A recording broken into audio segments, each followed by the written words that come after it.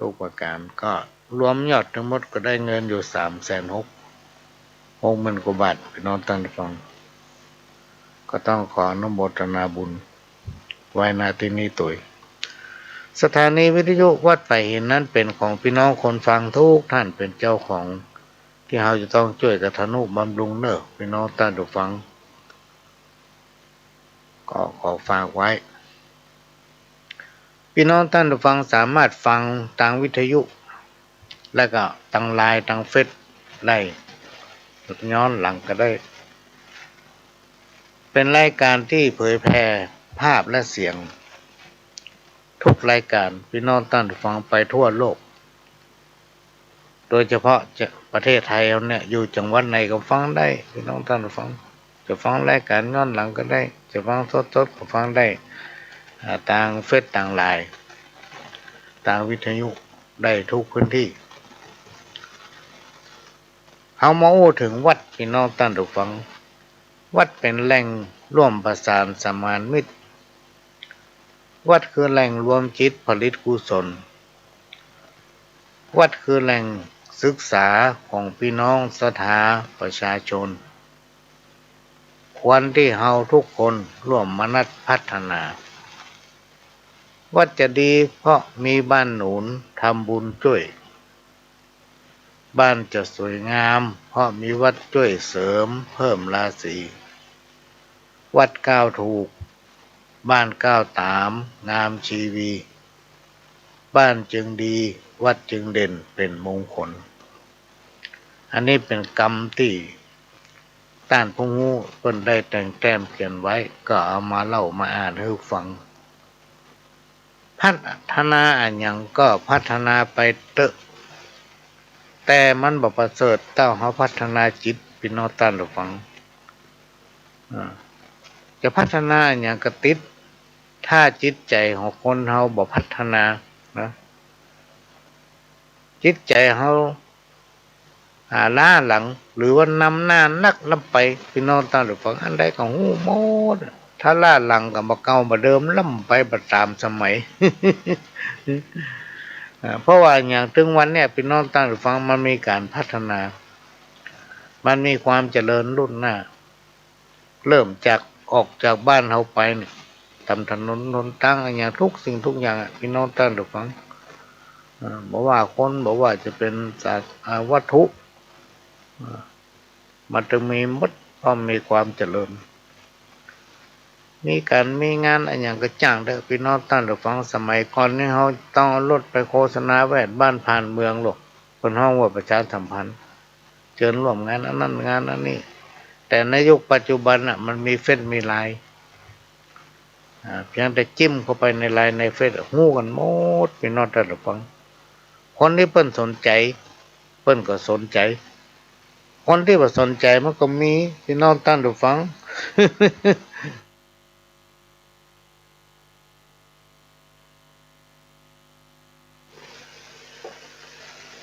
เหมือนกับเราไปบอกบุญเนี่ยพี่น้องท่านฟัง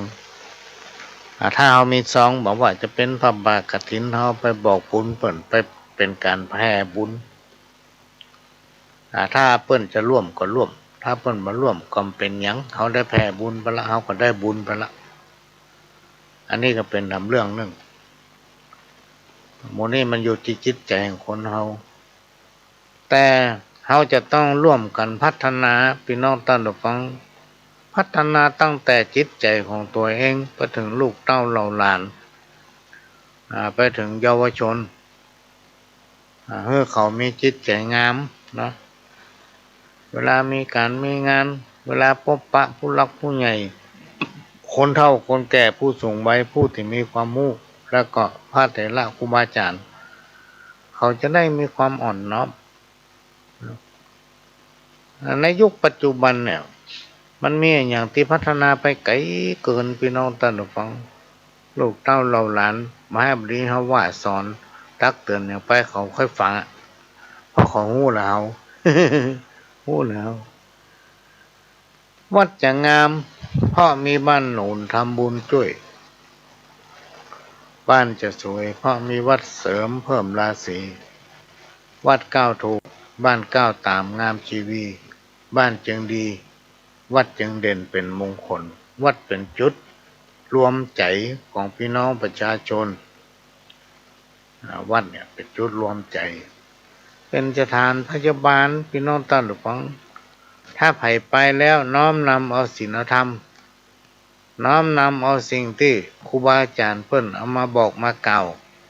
โดยเฉพาะวันพระวันศีลเนี่ยเวลาเราจะไปฮับปอนเนี่ยไหว้พระฮับศีลเราจะฮับปอนเถระครูบาอาจารย์เปิดสัมโมทนียก็ถามว่าโอ้วันนี้8 ค่ำกา15 ค่ำกาดับ14 ค่ำกาพี่น้องศรัทธามาทำบุญเพื่ออย่างเพื่อได้อธิบายให้ฟังทุกวันพระวันศีลก่อนที่เพิ่นจะฮื้อศีลฮื้อปอนอันนี้ถ้าเอาเก็บมาใส่ใจพี่น้องท่านผู้ฟังเขาเก็บมาใส่ใจมาพิจารณาแล้วเขาก็ค้นเอาจิตสำนึกของเขานะว่าเขามีความคิดอย่างใดเกี่ยวกับวัดกับวาเกี่ยวกับธรรมะอันเป็นคำสั่งสอนขององค์สมมาสัมพุทธเจ้าเนี่ยแล้วสิ่งเนี้ยมาถ่ายทอดกับลูกกับหลานนะกับลูกกับหลานเขาจะได้มีจิตใจอ่อนไหวจะได้มีจิตใจงามนี่ละอ่อนในยุคปัจจุบันเนี่ยพี่น้องท่านผู้ฟังเนื่องจากว่าสภาพของสังคมและสิ่งแวดล้อมมันก้าวไกลเกินมันทำให้ละอ่อนพัฒนาจิตใจโดยบัดนั้นและก็ซื่อเนี่ยสำคัญเหมือนกันถ้าเราดูในสิ่งที่ดีมันก็ดีนะพี่น้องท่านผู้ฟังแต่ถ้าเราไปพบไปปะในสิ่งที่บ่ดีนะอาจเป็นแบบฮือกับเยาวชนได้เพราะฉะนั้นเราต้องกำกับลูกเต้าเราหลาน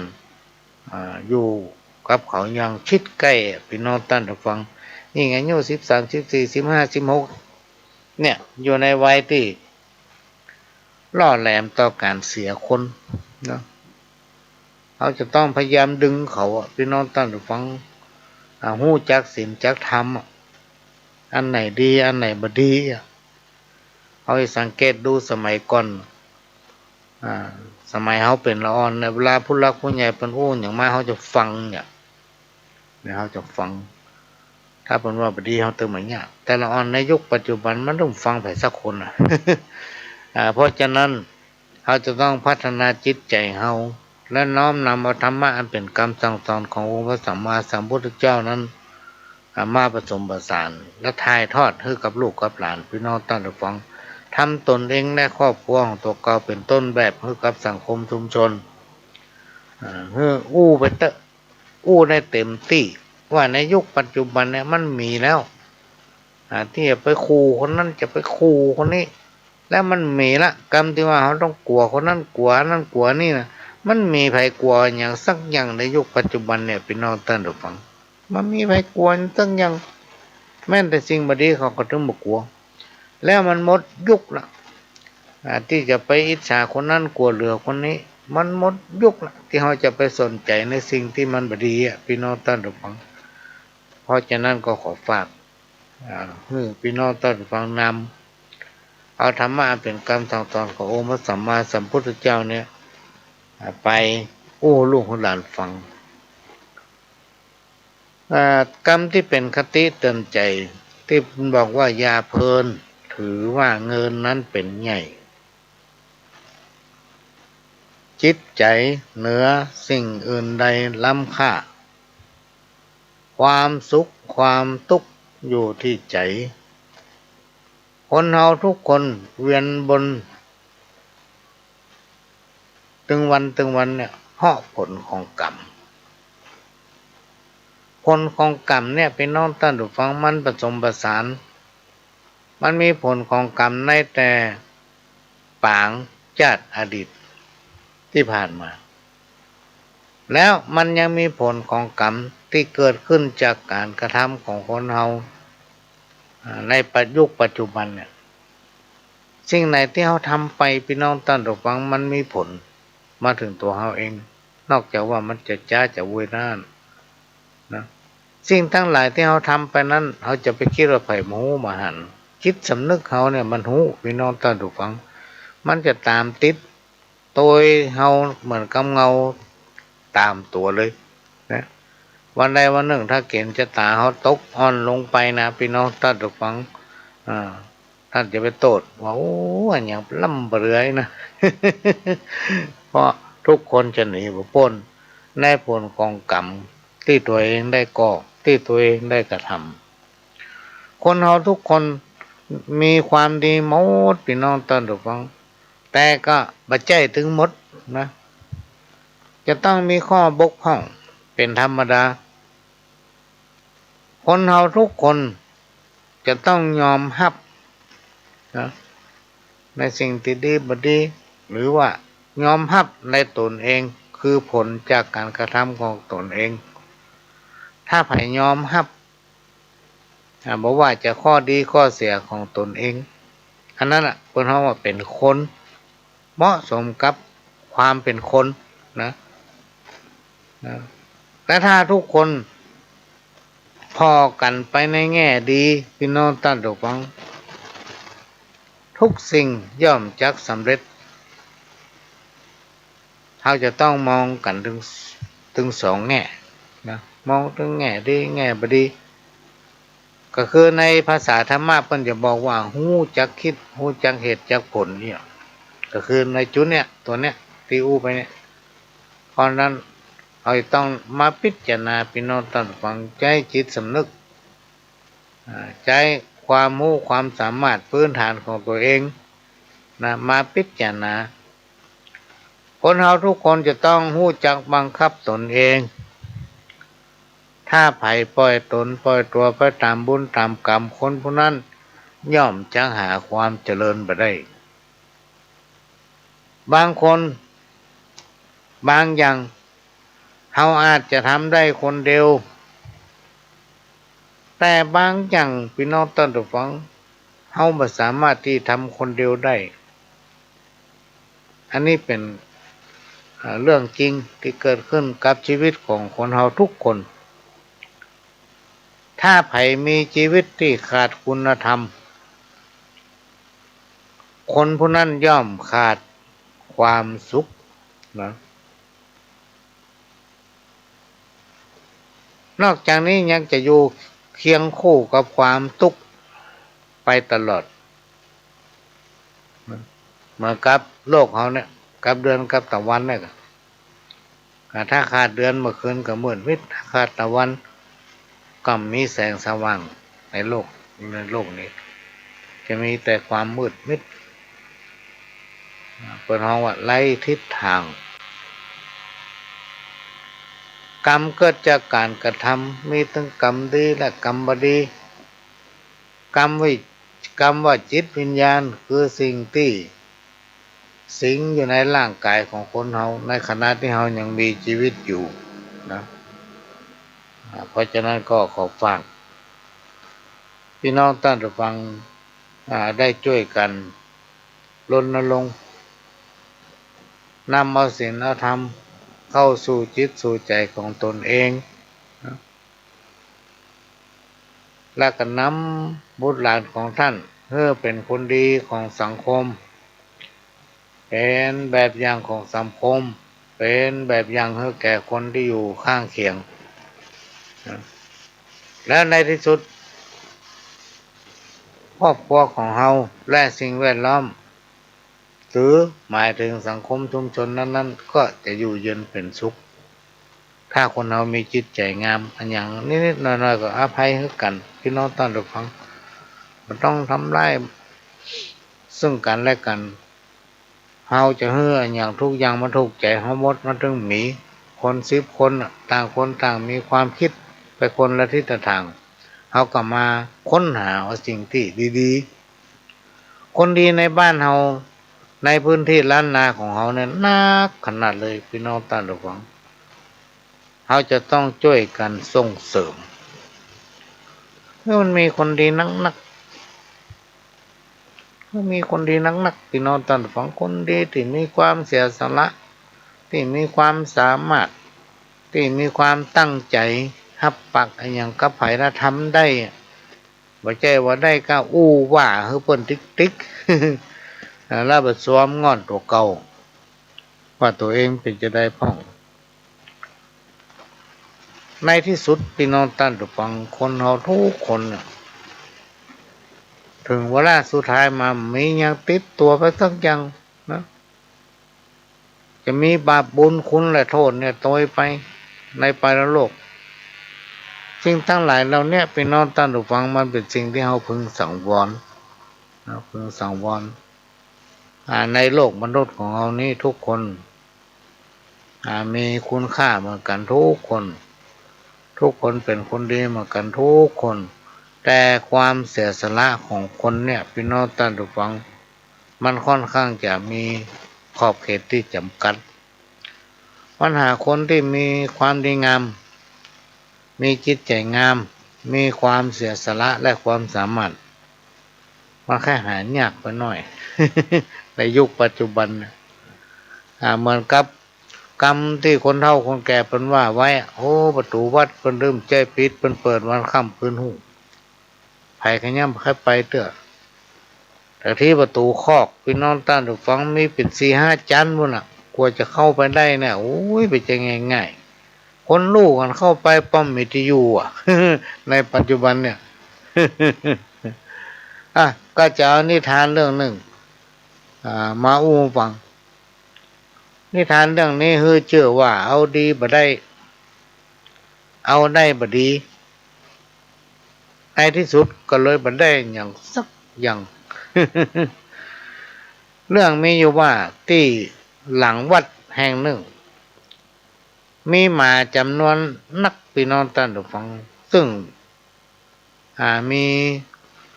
ครอบครัวหรือบ้านข้างเคียงที่อยู่ใกล้นะฮักหมานะและก็บางผู้บางท่านเนี่ยฮักหมาปะแต้เลี้ยงไปเลี้ยงมาบุกองไก่เอาหมาไปปล่อยวัด ปล่อยให้เป็นภาระของพระเนนและในจำนวนหมาถึงมดมีหมาไทยพันธุ์แต้ตัวหนึ่งกำลังนอนเอาเล็บเก่าขี้เหี้ยน ที่เกิดขึ้นกับตัวของมันผู้คนที่เดินผ่านไปผ่านมาตั้งชื่อมันว่าหมาขี้เหี้ยนขณะที่มันคันและเก่าเพลินๆอยู่นั้นสายตาของมันก็มองหรือว่าพอไปบนท้องฟ้าและก็คิดไปตามภาษาหมาว่าพญาอินนี่จะได้บ่มีความเป็นธรรมพญาอินนี่ใจให้หรอกหรือว่าใจให้ใจดำบ่มีความยุติธรรมเป็นจะได้ให้เรามาเกิดเป็นหมาขี้เหี้ยนถ้าพระอินทร์มีตัวมีตน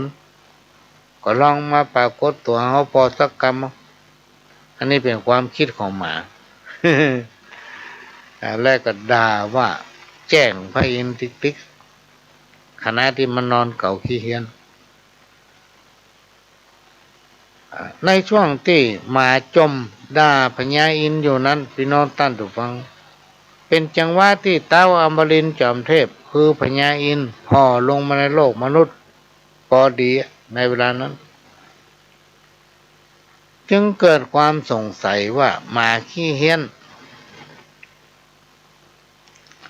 ที่มันด่าเขาเนี่ยเพราะหยังมีความสงสัยก็เหาะลงมายืนอยู่ตรงหน้าหมาขี้เหี้ยนบอกว่าหมาขี้เหี้ยนหันก็ตกใจพี่น้องท่านผู้ฟังว่ามีไผมาปรากฏกายยืนอยู่ตรงหน้าแต่งตัวแปลกๆเหมือนกับชาวบ้านทั่วไปบ่เคยหันสักเตื้อเนาะ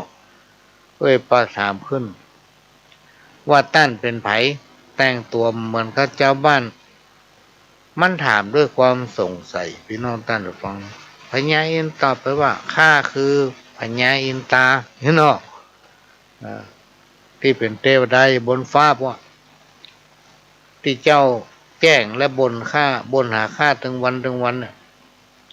เอาละวันนี้ข้าจะมาช่วยเจ้าสมปรารถนาเจ้าต้องการอันหยังก็ว่ามาเลย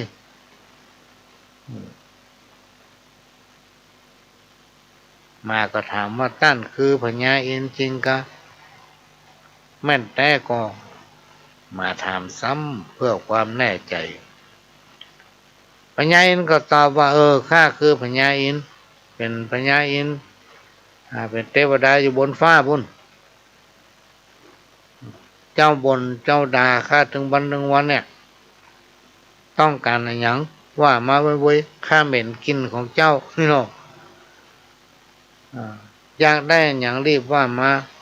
แต่จงรู้ไว้ก่อนว่าเจ้าจะได้ปอนตามความปรารถนา7 เตื้อน้ำจงจำเอาไว้พญาอินทร์บอกให้หมาขี้เหี้ยนส่วนหมาขี้เหี้ยนก็ดีใจที่มันจะได้มีโอกาสเจอพญาอินทร์ในวันนั้นเป็นวันที่ท้องฟ้าโปร่งใสมาก็พอขึ้นไปบนท้องฟ้าหันพระอาทิตย์หรือว่าตะวันเนี่ยก็นึกอยากเป็นตะวันก็เลยบอกพญาอินทร์ว่าถ้าเฮาอยากเป็นดวงอาทิตย์หรือว่าดวงตะวันเนี่ยจะให้เฮาเป็นพระอาทิตย์หรือว่าดวงตะวันตามที่ขอได้ก่อนพญาอินทร์ก็บอกว่าเจ้าเป็นดวงอาทิตย์ตามปรารถนาของเจ้าเตอะเสร็จแล้วก็พญาอินทร์ก็หายวับไปในขณะที่มาขี้เหี้ยนกำลังวุ่นวายกับสิ่งที่เกิดขึ้นสับพันก็มีความรู้สึกว่าตนเองลอยอยู่บนฟ้านะได้เป็นดวงอาทิตย์สมใจคิดว่าเป็นตะวันเนี่ยหรือว่าพระอาทิตย์เนี่ยจะได้หูได้หันสัปปะทำให้หมาขี้เหี้ยนม่วนอกม่วนใจพี่น้องท่านผู้ฟังที่ตนตัวเก่าได้เป็นดวงตะวันน่ะผ่านไปได้บักกี่วันเกิดพายุพัดเอาก้อนเมฆมาบดบังดวงอาทิตย์ทำให้บ่ได้หันยังสักยังพอไปตั้งได้ก็มืดไปหมดพอมีเมฆมืดทึบมาทับมาก็มาเกิดว่าเป็นดวงอาทิตย์หรือว่าดวงตะวันเนี่ยก็มาก้านเมฆเนาะก้านฟ้าที่ดำมืดมาบังแสงของเขาไว้ทำให้มาหันอย่างสักอย่างมืดไปหมดจะขออธิษฐานเป็นเมฆถ้าจะดีเนาะเพราะมันขอได้7 เตื้อเนาะเมื่อกึดได้กับอธิษฐานทันใดนั้นก็กลายเป็นเมฆพี่น้องท่านฟังก้อนใหญ่ลอยไปตามท้องฟ้าอย่างสบายใจวันหนึ่งในขณะที่ก้อนเมฆกำลังเพลิดเพลินกับการลอยอยู่บนท้องฟ้านั้นก็เกิดลมพายุหมุนปัดเอาก้อนเมฆไปตั้งพุ่นพ่องตั้งเพ่พ่อง มาขี้เหี้ยนก็ไม่พอใจนะโอ้ได้เป็นก้อนเมฆแล้วก็นึกว่าวิเศษละสมการลมของเหมาะเมื่อเป็นอย่างนั้นพี่น้องท่านฟังมาขี้เหี้ยนก็อธิษฐานเป็นลมดีกว่าในทันใดนั้นก็กลายเป็นลมแหละพี่น้องท่านฟังบ่พอใจสิ่งใดก็ปาดให้สิ่งนั้นละนี้ละนาดพังพินาศไปหมดในขณะที่หลงละเลงอยู่นั้นก็ไปปะจอมปลวกพัดอย่างใดจอมปลวกก็บ่สะทกสะท้านนิ่งอยู่อย่างเก่านึกว่าเป็นลมนี่มันจะแน่ละสมการจอมปลวกเขาเหมาะมาขี้เหี้ยนก็อธิษฐานเป็นจอมปลวกพี่น้องท่านฟังแป๊บเดียวก็กลายไปเป็นจอมปลวกตั้งตางานอยู่กลางไร่กลางนาสมใจม่วนอกม่วนใจละต่อมามีอยู่วันหนึ่งฝนตกฝูงวัวฝูงควายป้ากันมาเป็นหมู่แหละซ้อหาอยู่ห่มมาป้าจุ่มพวกกับป้ากันลุมควิด จุ่มพวกนั้นจนพังทลายไปหมดมาขี้เหี้ยนในคาบของจมพวกพี่น้องท่านฟังถึงกับเศร้าใจนึกว่าเป็นจมพวกนั้นสุดยอดละ ก็ยังมาแป้งงัวแป้ควายปากันคิดถ้าเป็นอย่างนี้เขาจะขอเป็นงัวเป็นควายดีกว่าตัวใหญ่ๆแป๊บเดียวก็กลายเป็นงัวเป็นควายพี่น้องท่านผู้ฟังก็อยากจะอวดศักดาของตนเองก็เลยไปไล่คิดนั่นคิดนี่อยู่มาวันหนึ่งผู้เป็นเจ้าของงัวของควายก็เอาเชือกหนังมามัดคอควายมัดคองัวไว้ล่ามไว้ไปไหนไม่ได้ล่ะมาจิ้งจอกก็มาคิดว่าเราต้องมาสิ้นอิสรภาพกับเชือก กับเชือกเป็นควายตัวใหญ่แต่มาก้านเชือกเป็นเชือกหนังที่มามัดคอเอาอีกแล้วกันก็มาที่ฐานเป็นเชือกถ้าจะดีต่อมาพี่น้องท่านผู้ฟังมาจิ้งจอกก็กลายเป็นเชือกกลายเป็นเชือกหนังกลายเป็นเชือกหนัง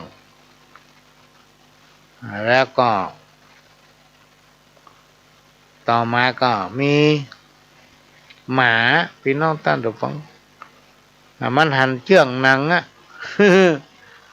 มันหันเป็นเชือกหนังก็มาคบมาแกะกินกันอยู่หันก็คบกินหนังเป็นหนังก็ก้านหมามละก็เลยตั้งใจอธิษฐานกลายเป็นมาขี้เหี้ยนเหมือนเก่าอยู่หลังวัดยังเก่าอันนี้เป็นว่าทำอย่างใดก็ได้อย่างนั้นอ่ะเอาได้บ่ดีเอาดีบ่ได้แทนที่จะอธิษฐานไปในส่วนที่ดีกับบ่ได้อธิษฐานก็เลยกลายเป็นมาขี้เหี้ยนเหมือนเดิม เนี่ยก็มาเล่าให้ฟังพี่น้องท่านผู้ฟังว่าคนเฮานั้นจะต้องอยู่กับความจริงทุกคนจะหนีจากความจริงบ่พ้นเฮาหันเปิ้นทำดีเฮาก็ส่งเสริมเปิ้นเพื่อมันจะมีคนที่ทำความดีเฮาจะต้องให้กำลังใจเปิ้นบ่ใจว่าไปกลัวเปิ้นล่ำเปิ้นเรือกลัวเปิ้นล่ำหน้า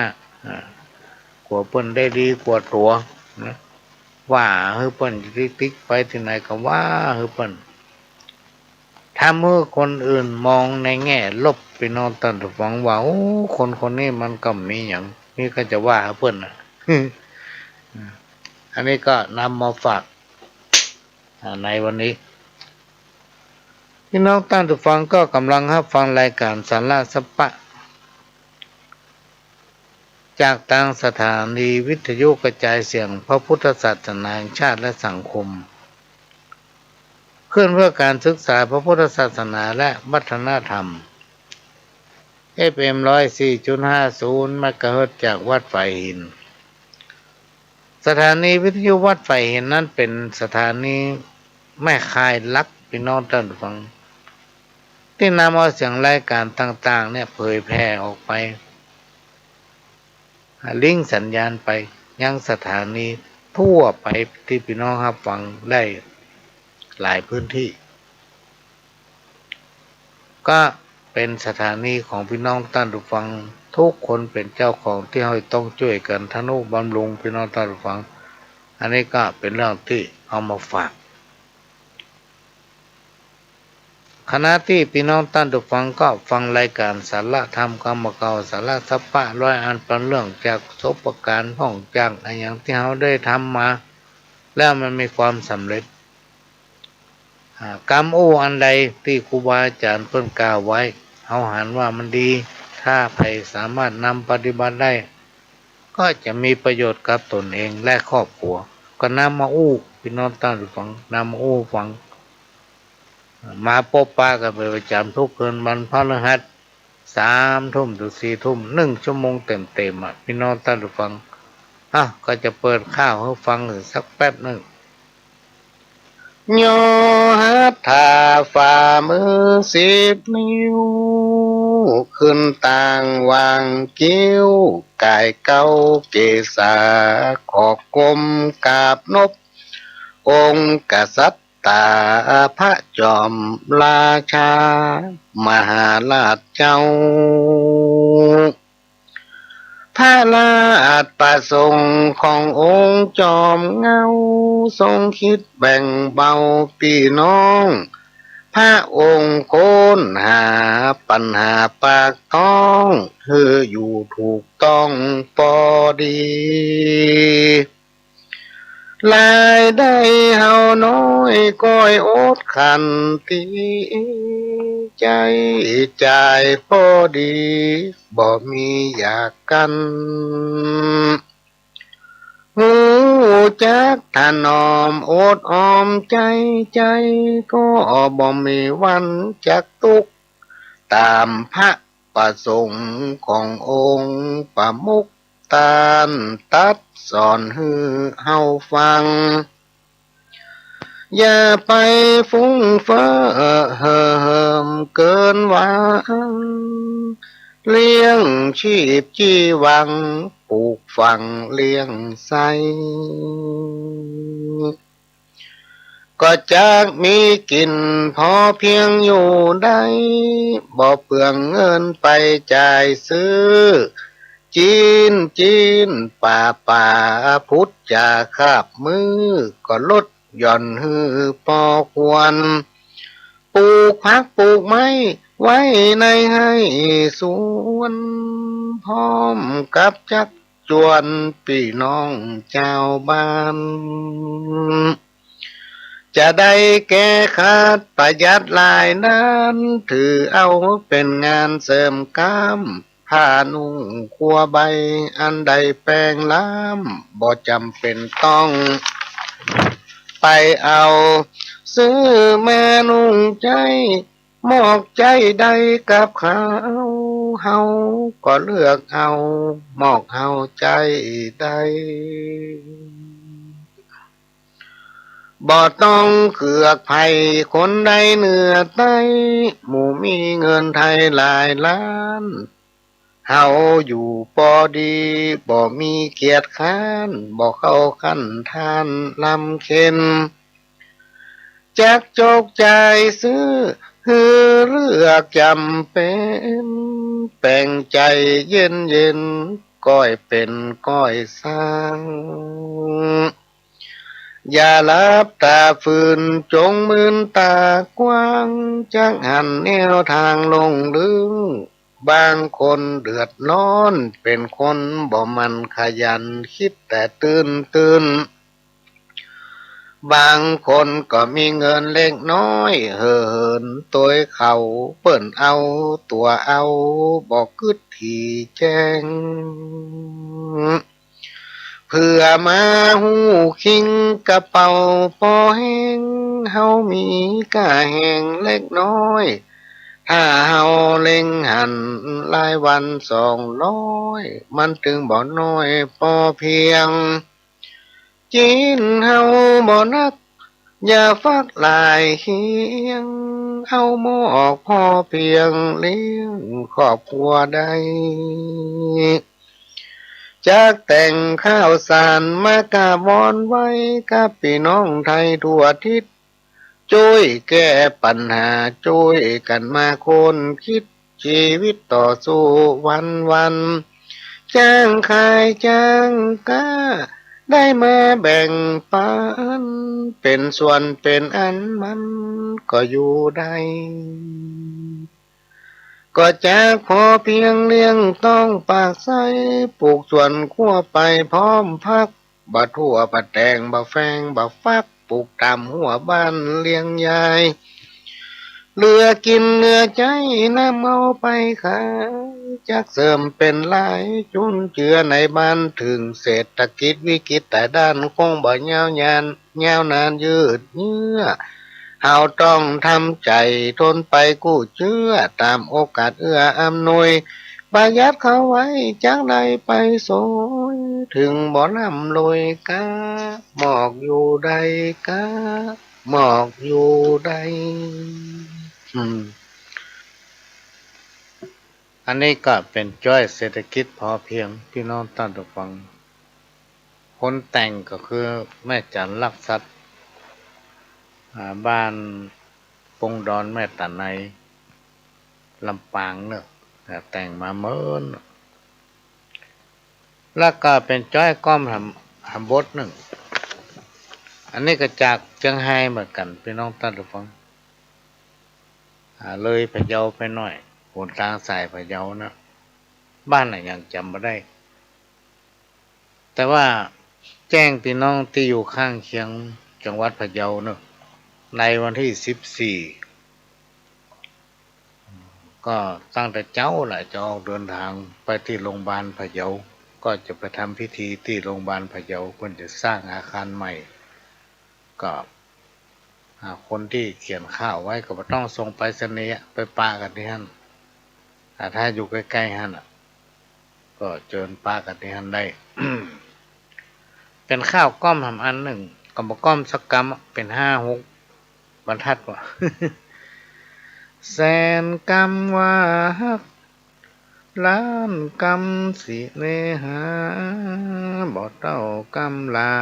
ที่นายตัดกอมเปรียบเหมือนปูปลามาโลนใส่ซ้อมเจ็บตึงหลังหอมเสียบกัดเกยอู้ฟู่จ่ามาตุมตอดสัตละป่านอันฝุ่นดินศิลากาน้อยบ่มีกาสินแม่ตาดำนินจริงทิ้งนายนาก้อยฟังเตอะนายแม่สายน้ำดันยังถอยกำสำคัญปีนี้จากไข่จ่าว่าตาเก่าจี้จริงใจแต่อีเนอนายยะดีสุดแรงน้องพอบ่หันคิด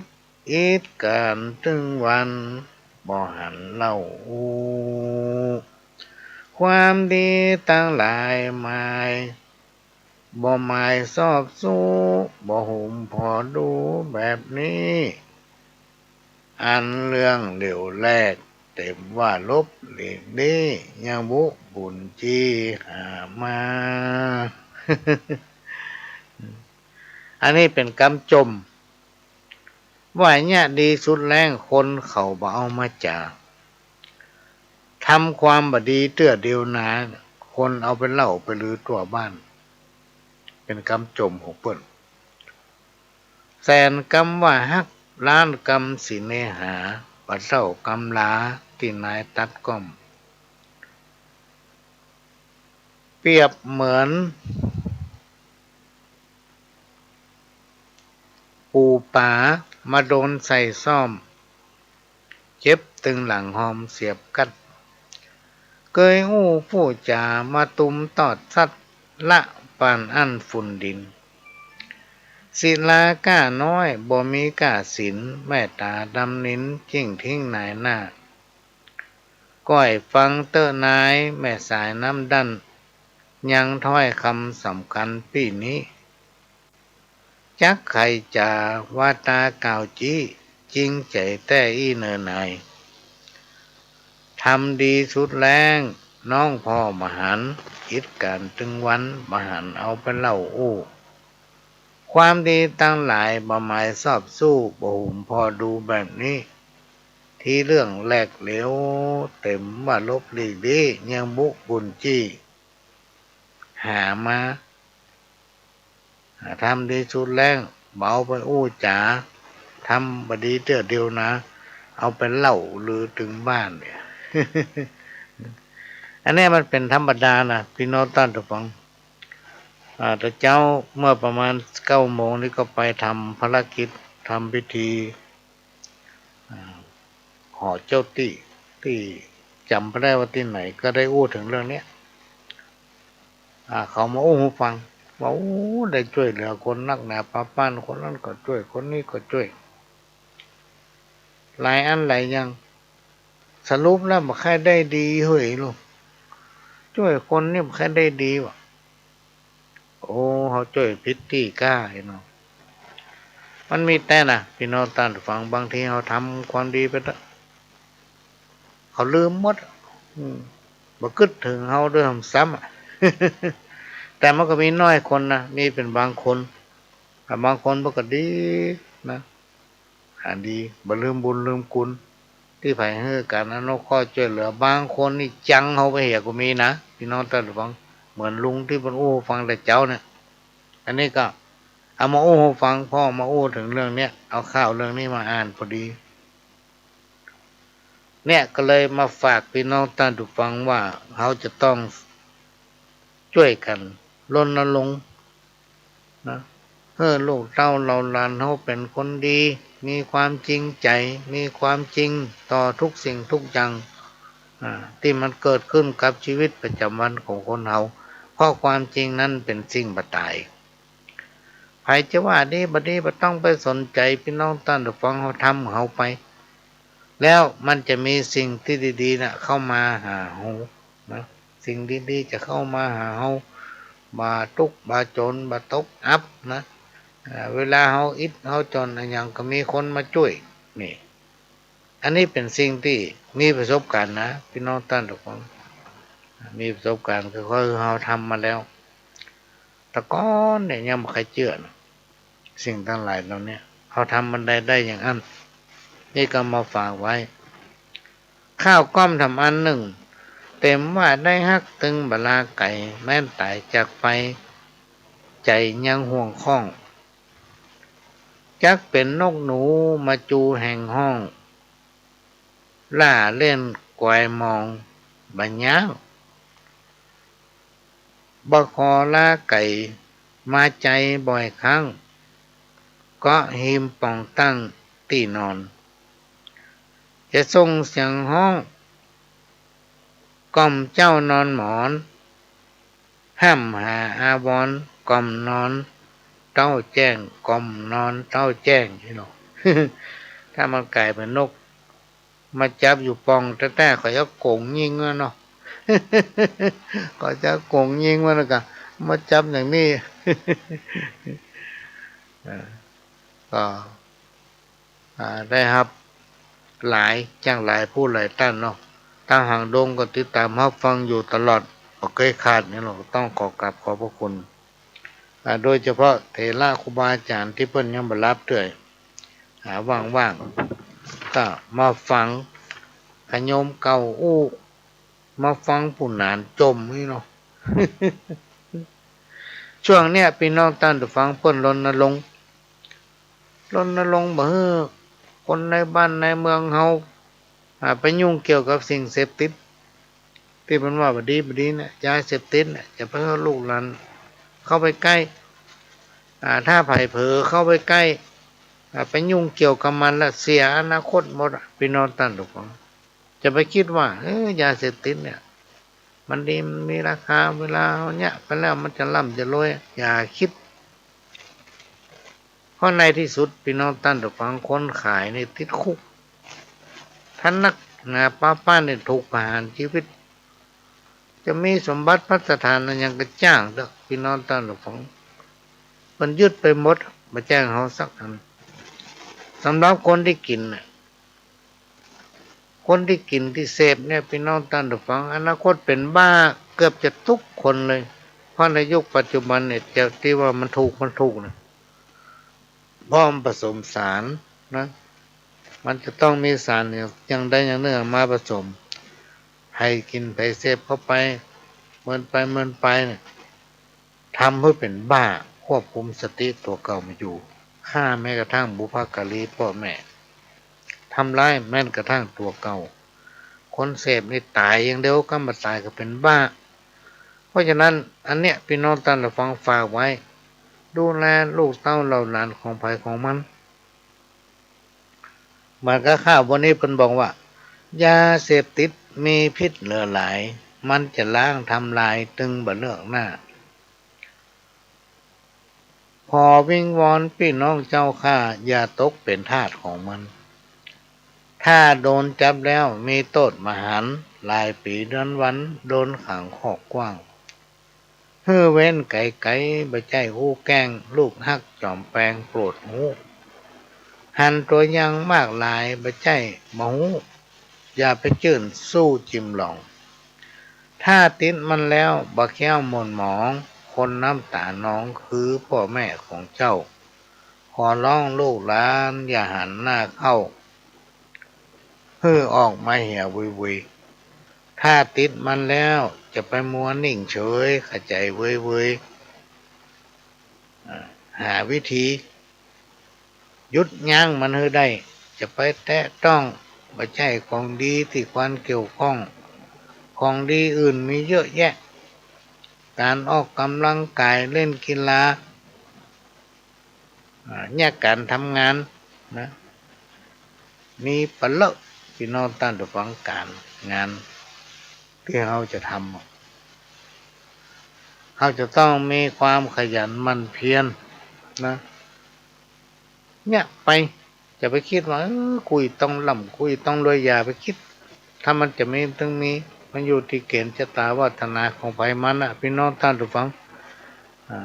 อันอย่างหลายๆอย่างเนี่ยถ้ามันจะดีมันต้องมีถ้ามันจะได้มันต้องได้ถ้ามันเหม็นของเรามันต้องได้ถ้ามันบัดใจคือมันบัดใจเหมือนกับเล่านิทานเรื่องหมาฟังตะกี้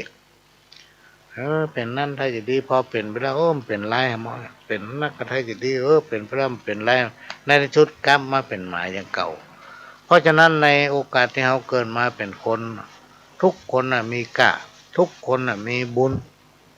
เฮานี่มีบุญนักขนาดเลยพี่น้องท่านฟังได้เกิดมาเป็นคนและพบพระพุทธศาสนาได้อยู่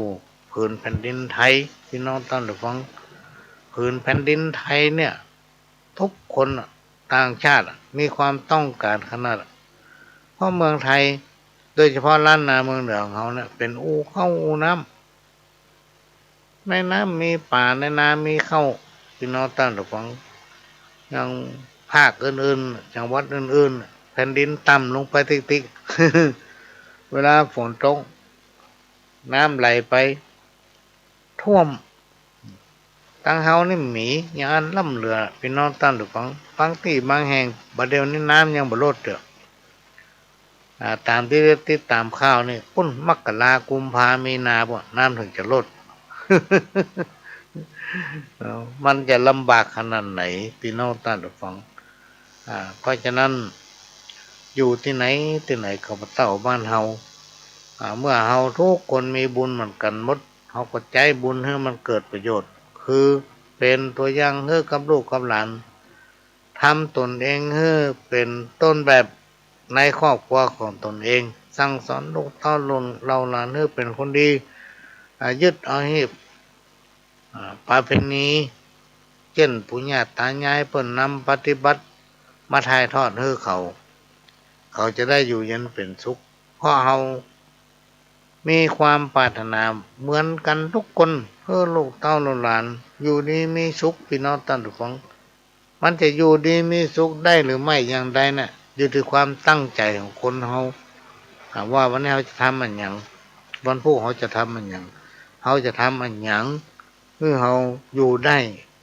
แต่ก็เป็นตัวอย่างให้กับเปิ้นคนเฮาถ้ามันขยันพี่น้องท่านผู้ฟังมันถึงดีบักกันบ่ยากก็ได้เนี่ยก็ได้เพราะความมันขยันของคนเฮาเนี่ยโบราณครูบาอาจารย์เพิ่นกล่าวว่าสตางค์เนี่ยมันจะอยู่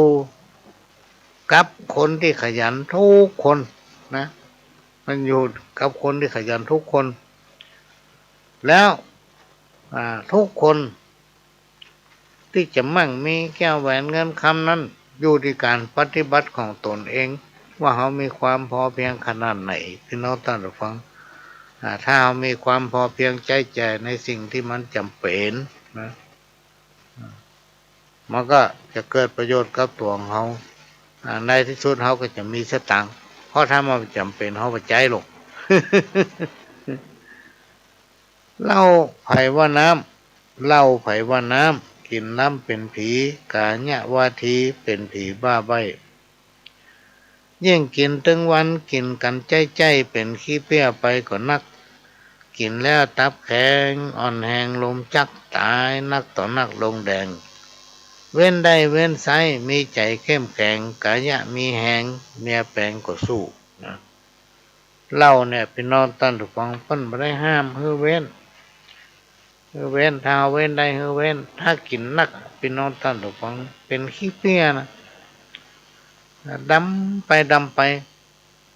หน้าตาที่เคยจุ่มจื่นมีสง่าราศีถ้าเฮาติดเหล้านะกินมันถึงวันนะราศีหายหมดพี่น้องท่านผู้ฟังราศีหายหมดอันนี้ก็นำมาฝากเด้อพี่น้องท่านผู้ฟังอันใดที่มันทำลายสุขภาพมันมีประโยชน์ต่อสุขภาพก็ให้เว้นจะไปใกล้ข้าวทำกำหนึ่งเพิ่นบอกว่าคนแต่ก่อนนั้นเข้าจำน้ำปูใส่อั่วป่าทูก็ลำบะน้อยสมัยก่อนนั้นพิซซ่าบ่มีมาม่าก๋วยเตี๋ยวมีเกี๊ยวบ่ฮู้ลาบจีนสอบสู้แกงแคอาหาร